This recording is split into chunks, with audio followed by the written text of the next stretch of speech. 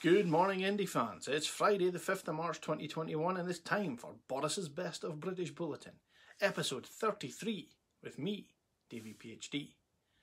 In Scots Unionist news, it's been quite a week for Scots Tory branch office supervisor, Dross MP.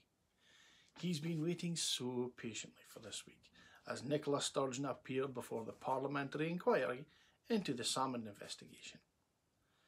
So confident was Dross MP that he got his chums at Holyrood to start the process of a rather premature vote of no confidence in the First Minister. So you can imagine his heartbreak and disappointment when Nicola sat down and for 8 hours straight answered all the questions put to her. So, with no smoking gun found, despite the best efforts of Murdo Fraser, Margaret Mitchell, Jackie Bailey and Alex "Fuck You Marie" Cole Hamilton. But this session did leave us with two very important questions. 1. How did Margaret Mitchell become an MSP? And 2. Seriously, how the fuck did Margaret Mitchell become an MSP? The short answer is, of course, through the list system, which, as we all know, means we have some MSPs who are not directly voted in by those living in a constituency, but rather are selected by their party to stand on a regional list, with the creme de la creme ranked at number 1. Margaret Mitchell has been ranked number 1 for Central Scotland since 2007. She is the best the Tories have to offer, so as you can imagine, we in the SNP are shitting ourselves. Not every politician is a great speaker or even a half-decent one. Just ask Alex Rowley, MSP. After all, we're electing lawmakers, not movie stars. But unfortunately for Margaret Mitchell, rather a lot of people tuned in to watch her put in an extended remix performance of not so much a question as a comment, and she just would not stop talking. The scariest thing is, she used to be a teacher. Can you imagine that incoherent mess teaching your kids? So, Dross MP, not only have you not succeeded in ousting the First Minister or showing her in a bad light, you've also managed to show the calibre, or lack thereof, of your own MSPs. Added to which, your vote of no confidence has been shut down by Patrick Harvie and the Scottish Greens. Instead of making us look bad, we've had our membership increase by thousands in just one day.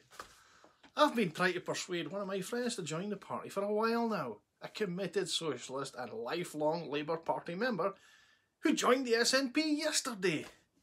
You know who you are, buddy. So, Dross MP, I wouldn't go booking that removal van just yet, because I don't see you moving to Butte House anytime soon. And you won't have to wait long for your own vote of no confidence, because it's coming on May the 6th, when we, the sovereign Scots, cast our own vote of no confidence in you, your branch office, your imbecilic Prime Minister and your precious fucking union. It was also a great week for Andrew Bowie MP from the Scots Tory branch office, as he went on the telly box and conceded that Brexit is not going to be very good for young people. We are introducing the Turing scheme. We are hoping very much in the near future to allow students from this country to be able to study and enjoy life abroad.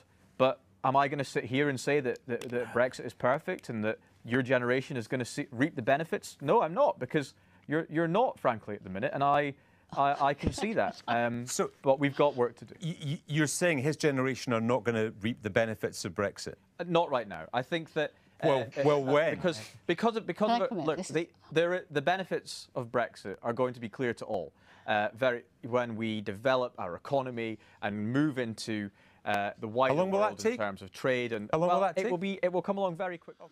This is, of course, the same Andrew Bowie MP who, on his own website, promised to deliver on the 2016 referendum results in a way which got a good deal for West Aberdeenshire and Kincardine.